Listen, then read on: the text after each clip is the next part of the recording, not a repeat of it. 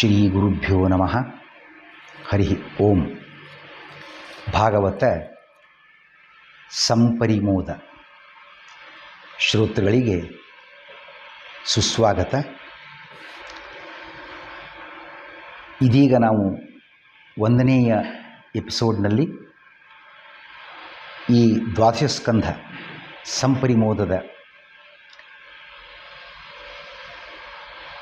1ನೇ ಎಪಿಸೋಡ್ನಲ್ಲಿ ಸುಮಾರು ಪ್ರಾರಂಭದ 1ರಿಂದ 20 ಪ್ರಶ್ನೆಗಳನ್ನು ಚಿಂತನೆ ಮಾಡಿದ್ದೇವೆ. ಈಗ 2ನೇ ಎಪಿಸೋಡ್ನಲ್ಲಿ 21ನೇ ಪ್ರಶ್ನೆಯಿಂದ ಚಿಂತನೆಯನ್ನು ಮುಂದುವರಿಸೋಣ. ಪ್ರದ್ಯೋತನ ಜೊತೆ ಸೇರಿದ 4 ಹೆಸರೇನು? ಪಾಲಕ, ವಿಶಾಖಯೂಪ, ಅಜಕ, ನಂದಿವರ್ಧನ. ಇವು ಆ 4 ರಾಜರ ಹೆಸರು. ಪ್ರದ್ಯೋತ ಪ್ಲಸ್ ಈ 4 ಜನ ಸೇರಿಕೊಂಡು ಆಗಲೇ ಗಮನಿಸಿದಂತೆ 138 ವರ್ಷಗಳ ಕಾಲ ರಾಜ್ಯವಾಳ್ತಾರೆ. ಇವರ ನಂತರ ಯಾರು ರಾಜನಾಗುವರು? ಶಿಶುನಾಗ ರಾಜನಾಗುವನು. ಶಿಶುನಾಗ ಮುಂತಾದವರು ಎಷ್ಟು ಸಮಯ ರಾಜ್ಯವಾಳುತ್ತಾರೆ? 360 ವರ್ಷ ರಾಜ್ಯವಾಳುತ್ತಾರೆ. ಶಿಶುನಾಗನ ನಂತರ ಎಷ್ಟು ಜನ ರಾಜರು ಬರ್ತಾರೆ? 9 ಜನರು. ಅವರ ಹೆಸರೇನು? ಕಾಕವರ್ಣ, ಕ್ಷೇಮಧನ್ವ, ಕ್ಷೇತ್ರಜ್ಞ, ವಿಧಿಸಾರ, ಅಜಾತಶತ್ರು, ದರ್ಭಕ, ಅಜಯ, ನಂದಿವರ್ಧನ, ಮಹಾನಂದಿ. ಇವರು 9 ಜನರು. ಮಹಾನಂದಿಯ ಮಗನು ಯಾರು? ಮಹಾನಂದಿಗೆ ಶೂದ್ರ ಸ್ತ್ರೀಯಲ್ಲಿ ಜನಿಸಿದವನೇ ನಂದರಾಜ. ಇವನಿಗಿದ್ದ ಇನ್ನೊಂದು ಹೆಸರೇನು? ಮಹಾಪದ್ಮ.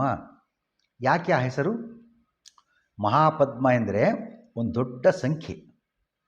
ಅಷ್ಟು ದೊಡ್ಡ ಸೈನ್ಯದ ಒಡೆಯನಾದುದರಿಂದ ನಂದನಿಗೆ ಮಹಾಪದ್ಮ ಅನ್ನೋ ಹೆಸರು ಕೂಡ ಚಾಲ್ತಿಯಲ್ಲಿ ಬಂತು. ಇವನ ವಿಶೇಷತೆ ಏನು? ಈ ನಂದ ಅವತ್ತಿನ ಕಾಲದ ಪರಶುರಾಮನಂತೆ ಎಲ್ಲ ಕ್ಷತ್ರಿಯರನ್ನು ನಾಶಪಡಿಸಿ ಏಕಛತ್ರಾಧಿಪತಿಯಾಗಿ ಮೆರೆದ. ಇದೇ ಇವನ ವಿಶೇಷ. ಕ್ಷತ್ರಿಯ ನಾಶದ ಪರಿಣಾಮ ಏನಾಯಿತು? ಎಲ್ಲ ಕ್ಷತ್ರಿಯರು ನಾಶಗೊಂಡದ್ದರಿಂದ ಮುಂದೆ ಅಧಾರ್ಮಿಕರಾಗಿರತಕ್ಕಂತಹ ಶೂದ್ರರೇ ರಾಜರಾಗುವಂತೆ ಸಂದರ್ಭ ನಿರ್ಮಾಣ ಆಗ್ತದೆ. ಈ ನಂದರಾಜನಿಗೆ ಎಷ್ಟು ಜನ ಮಕ್ಕಳು? ಸುಮಾಲಿ ಮುಂತಾದ 8 ಮಕ್ಕಳು. ಇವರು ಏನೆಂದು ಪ್ರಸಿದ್ಧರಾಗುವರು? ನವನಂದರು ಎಂದು ಪ್ರಸಿದ್ಧರಾಗುವರು. ಇವರು ಎಷ್ಟು ವರ್ಷ ಕಾಲ ರಾಜ್ಯವಾಳುವರು? 100 ವರ್ಷ ಕಾಲ ರಾಜ್ಯವಾಳುವರು. ಆಗಲೇ ಹೇಳಿದಂತೆಯೇ ಇಲ್ಲೆಲ್ಲ ವ್ಯಾಸರ ಮಾತು, ಇಂಥವರು ಬರ್ತಾರೆ, ಇಂಥವ್ರು ರಾಜ್ಯವಾಳ್ತಾರೆ, ಬರುವರು, ರಾಜ್ಯವಾಳುವರು, ಭವಿಷ್ಯತ್ ಕಾಲದ ಪ್ರಯೋಗ.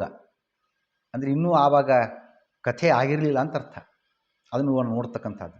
ನವನಂದರ ನಂತರ ಯಾರು ರಾಜನಾಗುವನು? ಚಂದ್ರಗುಪ್ತ ಮೌರ್ಯನು ರಾಜನಾಗುತ್ತಾನೆ. ಚಂದ್ರಗುಪ್ತನು ಮೌರ್ಯ. ಯಾಕೆ ಆ ಹೆಸರು ಯಾಕೆ ಬಂತು? ಇವರು ಮುರವಂಶದವರಾದ್ದರಿಂದ ಮೌರ್ಯರು ಆಗಿದ್ದಾರೆ. ಶ್ರೀಕೃಷ್ಣಾರ್ಪಣಮಸ್ತು.